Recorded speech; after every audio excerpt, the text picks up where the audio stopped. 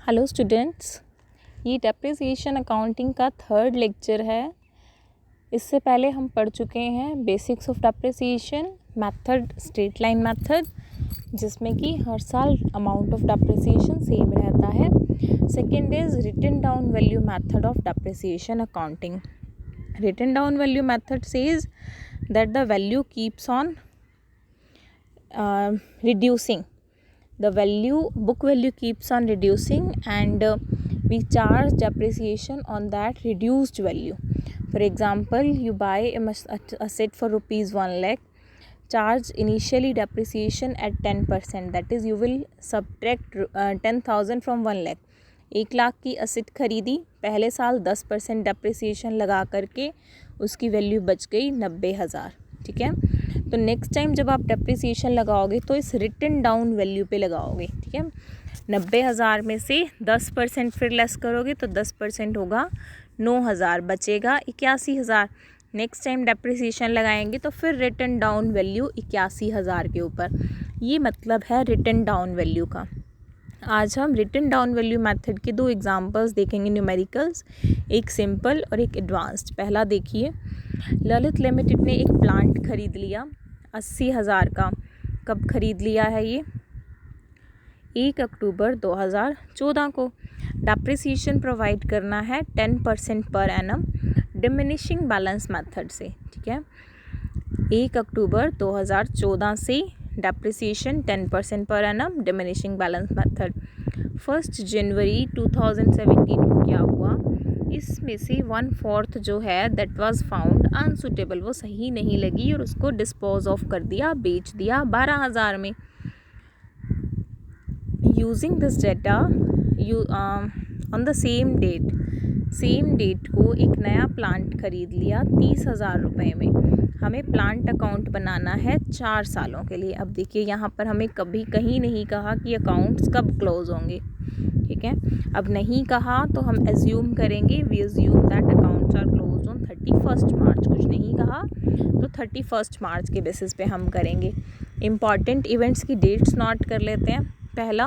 हमने पहला plant purchase किया 1 अक्टूबर 2014 को। उसके बाद में हमने एक असेट बेची है 1 जनवरी 2017 को, और एक असेट खरीदी है 1 जनवरी 2017 को। Rate of depreciation 10%, written down value method, plant account बनाते हैं। देखिए, जब हम खरीदते हैं कुछ तो हम करते हैं टू बैंक अकाउंट। 1 अक्टूबर को किया टू बैंक अकाउंट, 31 मार्च को अकाउंट्स क्लोज होंगे, मतलब हम 31 मार्च को डेप्रिसिएशन चार्ज करेंगे। क्या लिखेंगे? Bye depreciation account. 80,000 का है, 10% निकालेंगे मतलब 8,000, लेकिन हम कितना निकालेंगे? अक्टूबर से लेकर के मार्च तक का, 6 महीने का। 8,000 को 6 से गुना करेंगे, 12 से भाग करेंगे, 8,000 इंटू 6/12, ये आएगा 4,000। बैलेंस बचेगा 76,000, टोटल 80,000 और अकाउंट्स क्लोज। 2015 1 अप्रैल को ये बैलेंस BD बन जाएगा। 2016 31 मार्च को हम डेप्रिसिएशन चार्ज करेंगे, बैलेंस CD निकालेंगे, क्योंकि इस दौरान और कोई ट्रांजैक्शन नहीं थी। बैलेंस बच गया 68,400। अगेन 1 अप्रैल 2016 ये बैलेंस BD बन गया। हमारी नेक्स्ट इवेंट डेट क्या थी? 1 जनवरी 2017। तो 1 जनवरी 2017 को जब हमने असेट बेचनी है तो हम उसके ऊपर पहले डेप्रिसिएशन लगाएंगे बाय डेप्रिसिएशन अकाउंट। क्या कहा था? कितना पार्ट अनसूटेबल था? 1/4।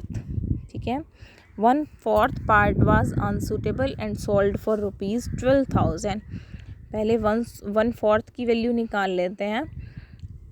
अब इस ये असेट है 68,400 की, इसका 1/4 मतलब इस डेट को इसकी वैल्यू क्या है? 1 अप्रैल 2016 को 68,400 को आप अगर 4 से डिवाइड करें, मैं वर्किंग नोट में दिखाती हूँ आपको, मैंने वर्किंग नोट बनाया है। 68,400 पूरी असेट की वैल्यू है 1 अप्रैल 2016 को। हमने 1/4 हिस्सा बेचना है, तो हम 1/4 हिस्से पे काम कर लेते हैं। 1/4 हिस्से की वैल्यू कितनी है 1 अप्रैल 2016 को? 17,100। हमने इसको सिर्फ 4 से डिवाइड कर दिया है। अब इस 17,100 पे हम डेप्रिसिएशन लगाएंगे जब तक हम एसेट बेचते नहीं हैं। कब बेचनी है? 1 जनवरी को, मतलब 9 महीने का डेप्रिसिएशन लगेगा। तो इस पर डेप्रिसिएशन लगाने के लिए रिटन डाउन वैल्यू मेथड है, तो 17,100 पे 10% और 9 महीने का निकालने के लिए 9/12। डेप्रिसिएशन आ गया 1282। बेची है 12,000 में। अब इस पे प्रॉफिट और लॉस कैसे निकालेंगे? वर्किंग नोट 2 बनाया है। 1/4/16 को वैल्यू 17,100, डेप्रिसिएशन लग गया 1282, वैल्यू बची 15,818। बेची है 12,000 में, मतलब वैल्यू ज़्यादा थी, बेची है कम में, मतलब क्या हुआ? लॉस आ गया 3,818 को। यहाँ देखिए हम कैसे लिखेंगे फिर अकाउंट के अंदर, डेप्रिसिएशन की कैलकुलेशन करके बाय डेप्रिसिएशन, जितने में बेची उसके लिए बाय बैंक, लॉस के लिए by statement of profit and loss. Same day को एक नई असेट खरीदी है तो उसके लिए हम करेंगे टू बैंक अकाउंट। 31 मार्च को हम बैलेंस ऑफ मशीनरी पे डेप्रिसिएशन लगाएंगे। अब देखिए 3/4 इसका बचा है और ये कंप्लीट बची है, 3/4 है इसका। तो डेप्रिसिएशन लगाने के लिए 1/4 कम हो गया, 68,400 की थी ये 1 अप्रैल 2016 को। उसमें से 1 अप्रैल 2016 को जो 17,100 की थी वो चली गई, तो बाकी कितने की बच गई है? ये 51,300 की।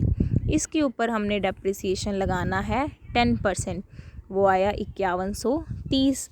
बैलेंस सीडी निकालने के लिए क्या करेंगे? 51,300 माइनस 5130, वो आएगा आपका 46,170। दूसरी असेट का डेप्रिसिएशन 30,000 का 10% 3,000 आ जाएगा। लेकिन हम कितने महीने का डेप्रिसिएशन लगाएंगे? 3 महीने का।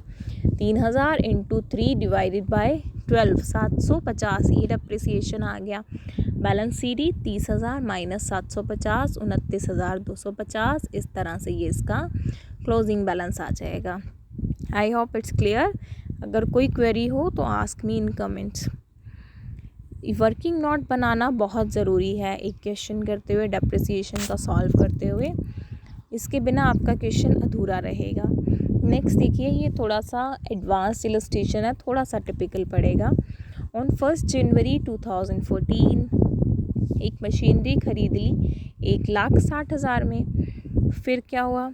1 जनवरी 2015 को एडिशन कर दी 80,000 की, मतलब और ले ली। 31 मार्च 2016 को जो मशीनरी 1 जनवरी 2015 को ख़रीदी थी 24,000 की, मतलब इस एसेट का एक हिस्सा जो 24,000 में ख़रीदा था वो बेच दिया है 22,000 में। ठीक है।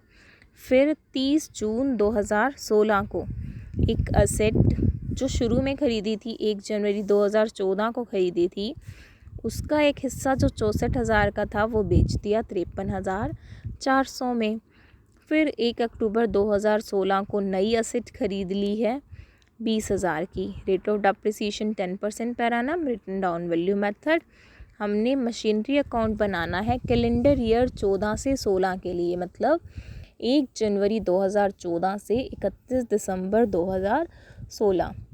जब बात कैलेंडर ईयर की कर रहे हैं, मतलब हमारे अकाउंट्स क्लोज होंगे 31 दिसंबर को। पहला साल 1 जनवरी 2014 से 31 दिसंबर 2014, 1 जनवरी 2015 से 31 दिसंबर 2015, 1 जनवरी 2016 से 31 दिसंबर 2016। हम कुछ एक इम्पॉर्टेंट डेट्स को यहाँ मेंशन कर लेते हैं क्योंकि काफ़ी सारी यहाँ पर इवेंट्स आ रहे हैं, परचेज सेल। 1 जनवरी 2014 को ख़रीदी, 1 जनवरी 2015 को ख़रीदी।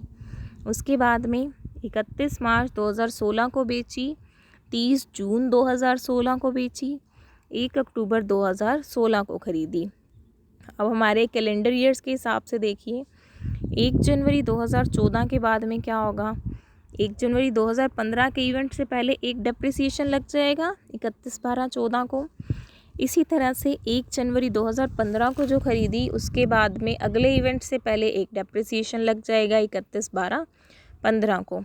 उसके बाद ये जो लास्ट फाइनेंशियल ईयर होगा इसमें ये 3 इवेंट्स होंगे उसके बाद हमें ये तीसरा डेप्रिसिएशन प्रोवाइड करना है। स्टार्ट करते हैं प्लांट अकाउंट, मशीनरी अकाउंट। 1 जनवरी 2014 को ख़रीदा है तो टू बैंक अकाउंट। इस साल में और कुछ नहीं था, सीधे 31 दिसंबर 2014 को डेप्रिसिएशन प्रोवाइड करना है बाय डेप्रिसिएशन अकाउंट।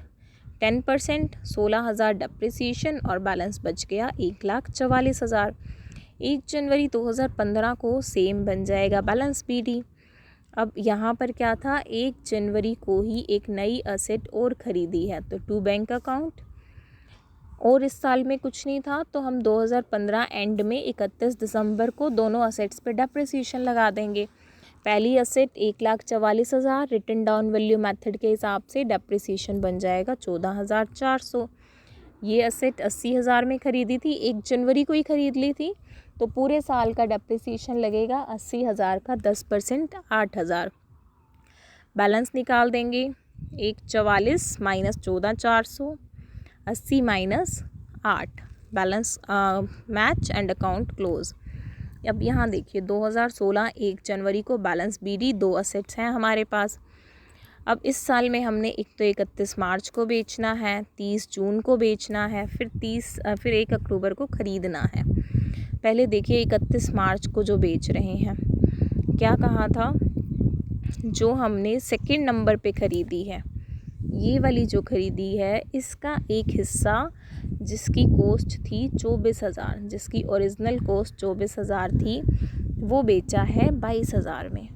ठीक है, तो बाय बैंक 22,000, लेकिन डेप्रिसिएशन लगेगा 1 जनवरी से लेके 31 मार्च तक का, वो निकालते हैं पहले। तो शुरू में वो कितने की ख़रीदी थी, 24,000 की। पहले साल इस पे डेप्रिसिएशन लगाया होगा 10%, दैट इज़ 2400। ये बच गई होगी, लेस कर दूँ मैं इसको 21,600 की। ठीक है, तो अब 21,600 के ऊपर डेप्रिसिएशन लगेगा, 10% हो जाएगा 2160। लेकिन मुझे पूरे साल का डेप्रिसिएशन नहीं लगाना, मुझे कितना लगाना है, जनवरी, फरवरी, मार्च। तो मेरे को 3 महीने का निकालने के लिए इंटू 3/12, ऐसा करने से मेरे पास वैल्यू आ जाएगी 540। ये डेप्रिसिएशन मैंने लगाया बाय डेप्रिसिएशन अकाउंट 540।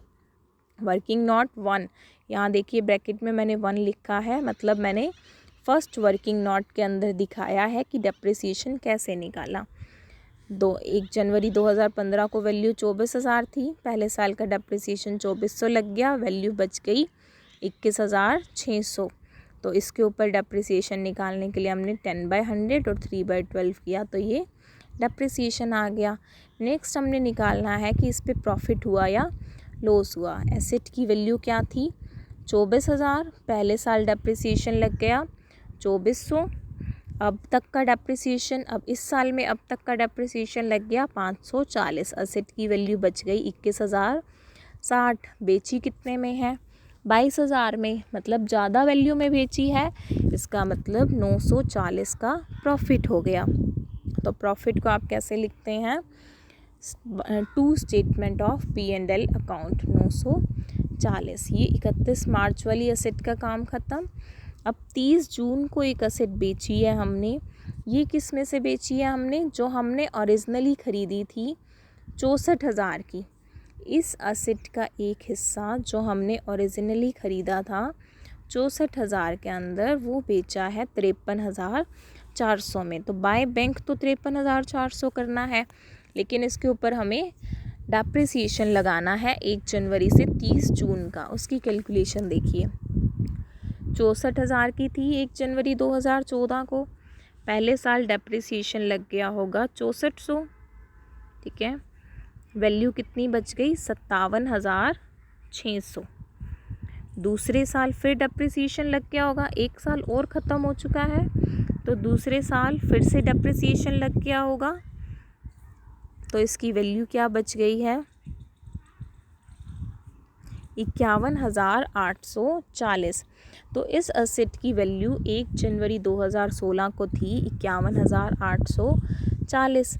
इसका हमने बेचा है, पर इस पे पहले डेप्रिसिएशन लगाएंगे 6 महीने का, 51,840। पूरे साल का डेप्रिसिएशन 51,184, 6 महीने का इंटू 6/12 ये कैलकुलेट करूँगी तो मेरे पास वैल्यू आएगी 2592। तो मैंने 2 बाय डेप्रिसिएशन किया 2592 वर्किंग नोट के अंदर मैंने किया है। ये देखिए, इस असेट की कॉस्ट 1 जनवरी 2014 को 1 साल का डेप्रिसिएशन, दूसरे साल का डेप्रिसिएशन, बैलेंस वैल्यू और उसका डेप्रिसिएशन। ठीक है, नेक्स्ट आता है कि इसके ऊपर प्रॉफिट हुआ या लॉस हुआ। पहले वैल्यू देख लेते हैं। 1 जनवरी 2016 को वैल्यू थी 51,840। 6 महीने का डेप्रिसिएशन घटा दें तो वैल्यू बच गई 49,248। कितने में बेची? 53,400 में। ज़्यादा में बेची, इसका मतलब प्रॉफिट हुआ 4152। तो सिमिलरली हम मशीनरी अकाउंट में लिख देंगे two statement of P&L। Clear? अब इस असेट का भी हो गया। लास्टली हमने 1 अक्टूबर को असेट खरीदी टू बैंक अकाउंट। अब हमारा काम बचता है इस असेट का जो हिस्सा बचा उसके ऊपर डेप्रिसिएशन लगाना है, इस असेट का जो हिस्सा बचा उसके ऊपर डेप्रिसिएशन लगाना है, और जो ये नई असेट खरीदी है इसके ऊपर डेप्रिसिएशन लगाना है, और तीनों के बैलेंस निकालने हैं। ये दोनों के लिए, इसके लिए और इसके लिए हमने वर्किंग नोट 5 और 6 बनाया है। देखिए, वर्किंग नोट 5 मतलब जो पहली असेट थी उसकी वैल्यू 1 जनवरी 2016 को इसका ओपनिंग बैलेंस था 1,29,600। हमने इसी की वैल्यू जब वर्किंग नोट 3 में निकाली थी तो 1 जनवरी 2016 को जो हिस्सा बेच दिया उसकी वैल्यू थी 51,840। तो बिना बिके हुए हिस्से की वैल्यू 1,116 को, ठीक है, इसके ऊपर पूरा डेप्रिसिएशन 10% लगा दिया, घटाने के बाद बच गया बैलेंस CD। इसी तरह से 1 जनवरी 2016 को मशीन नंबर 2 की वैल्यू ये थी, जो हिस्सा बेच दिया उसकी वैल्यू 1,116 को, जैसे कि हमने वर्किंग नोट 4 में निकाली थी, सॉरी वर्किंग नोट 3 में निकाल ली थी हमने ये आई। तो जो बिना बिके बची है उसकी वैल्यू थी 1,116 को 50,400, तो पूरा डेप्रिसिएशन 5,040 और ये बच गया बैलेंस CD। हमने लिख दिया मशीनरी अकाउंट के अंदर बाय डेप्रिसिएशन, पहली असेट, दूसरी असेट और तीसरी असेट। पहली, दूसरी, तीसरी है 40,000, 40,000 का 10% 4,000, लेकिन कितने महीने का लगाएंगे? 3 महीने का, अक्टूबर, नवंबर, दिसंबर। 4,000 इंटू 3 डिवाइडेड बाई 12, 1,000 डेप्रिसिएशन लगा, 39,000 बैलेंस CD। हम टोटल्स करेंगे तो बैलेंस मैच होंगे। It is all about written down value method. ये थोड़ा सा एडवांस्ड इलस्ट्रेशन था।